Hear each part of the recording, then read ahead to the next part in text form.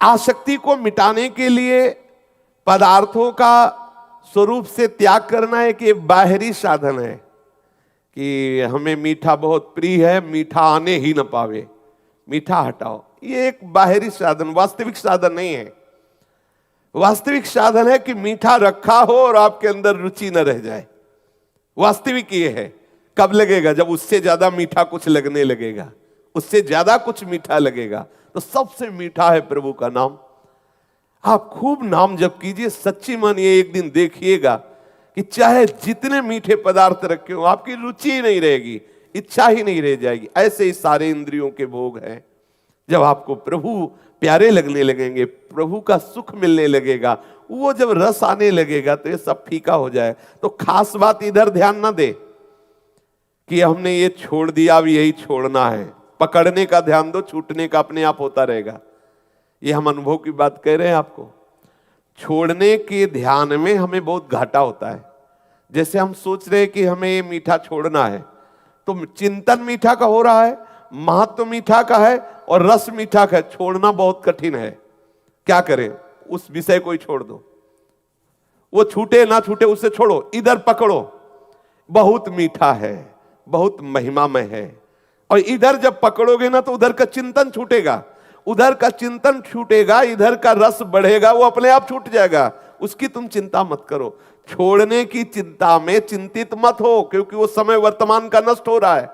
जैसे आप किसी भी विषय के छोड़ने में बहुत चिंतित हो रहे हैं, तो उस विषय का महत्व है, उस विषय का चिंतन है, इसलिए बहुत कठिन होगा छोड़ना। क्या करें? बिल्कुल फ्री हो जाओ।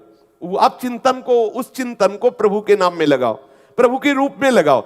और ये सत्य है, ये सत्य चिंतन आपके उस असत चिंतन को अपने आप नष्ट कर देगा।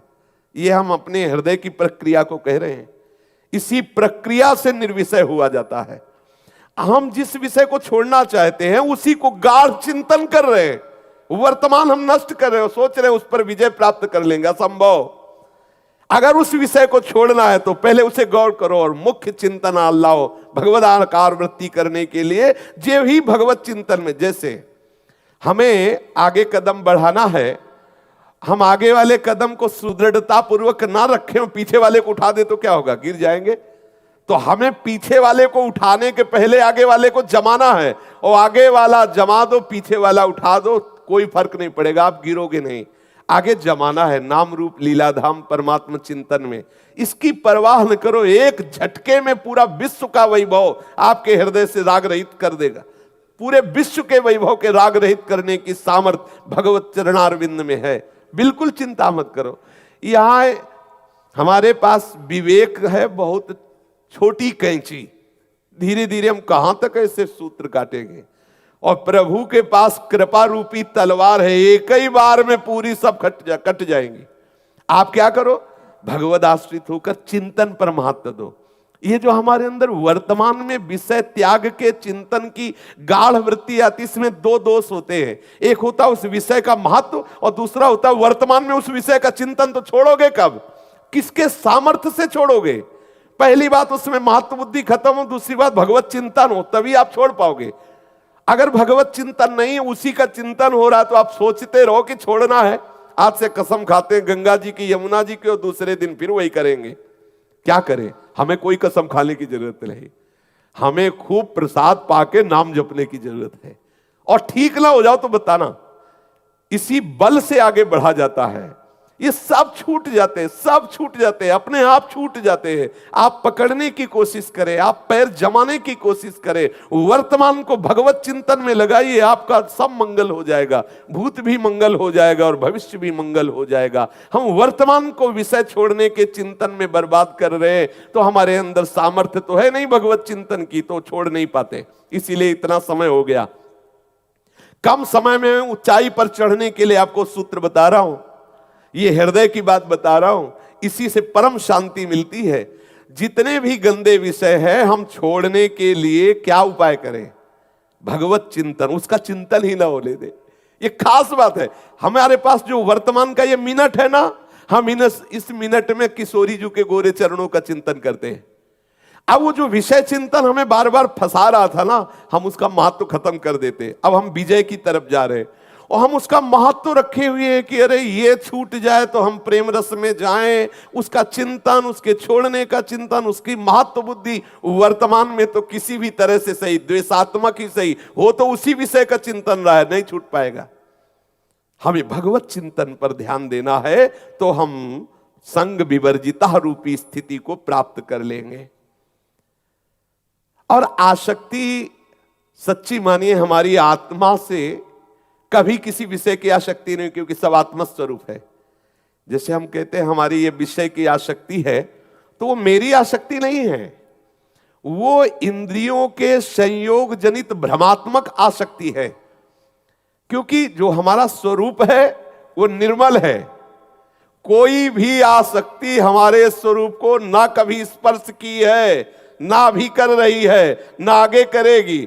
देह और इंद्रियों के संयोग का अधिष्ठाता मन विषयों की आसक्ति में फंसा हुआ है। और आप चिंतन के द्वारा जब मन को इधर लगा देंगे तो अनासक्त हो गए। सारा खेल इस मन का है। मन इधर लगा कि आप जीवन मुक्त, मन इधर लगा तो पुनरपि जननम पुनरपि मरणम पुनरपि जननी जठरे शयनम। जीव मात्र की एकमात्र परम गति प्रभु है। जब प्रभु देख लेते हैं ना कि हमारे चिंतन के लिए प्रयासरत है, वो कृपा कर देते हैं। एक दिन ऐसी झांकी आएगी कि आप बावरे हो जाएंगे, देख लेना। हृदय से जो विषय आकर्षण है उसके छोड़ने के प्रति आप समय बर्बाद मत कीजिए। आप प्रभु को पकड़ने के लिए व्याकुल होइए। प्रभु के चिंतन में इतनी सामर्थ्य, इतनी आग है कि वो सब वासनाओं को भस्म कर देगी। साधन में कमी आप मत रखो और अहंकार भी न करो कि इसी से बात हो जाएगी। और अंदर से व्याकुल होकर प्रभु को पुकारो। किसी दिन घटना घटेगी आपके जीवन में। परिवर्तन जो एकदम होता है वो घटना से होता है।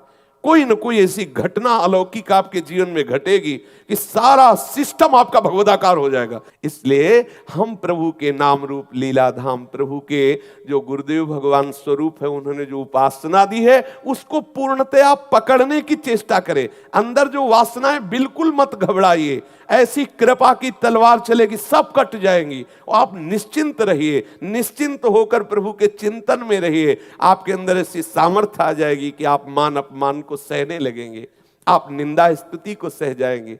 आपके जीवन में ऐसे ऐसे महापुरुषों का आगमन होगा कि आपका हृदय उस धरा का हो जाएगा।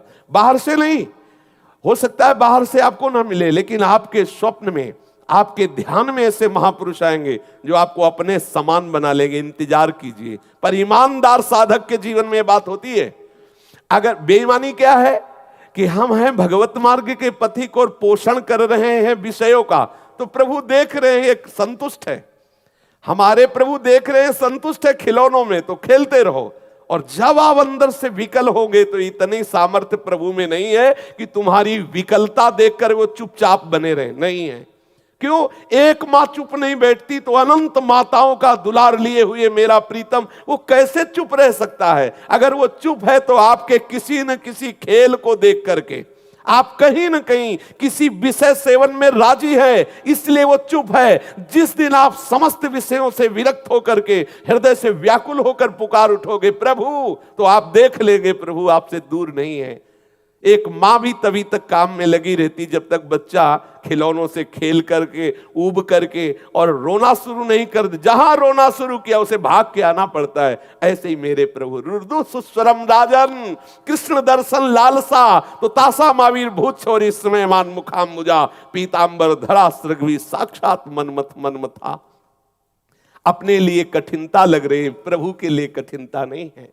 हम प्रभु के चरणों का आश्रय लेकर आज के सत्संग का सार विषय, हम विषय छोड़ने के चिंतन में ना फंसे, हम प्रभु को प्राप्त करने के चिंतन में, अखंड स्मृति के उसमें हम जोर दें, तो वो अपने आप जब हमारे स्मरण में प्रभु रहेंगे तो सब विस्मृत हो जाएगा। और अगर कुछ बचेगा भी तो कृपा सिंधु की कृपा से सब मिट जाएगा। करऊं सद्य ते साधु समाना, मैं उसे संत बनाऊंगा। जिसे प्रभु संत बना दे फिर कौन उसे बिगाड़ सकता है। भगवदाश्रित होकर निरंतर चिंतन परायण रहो।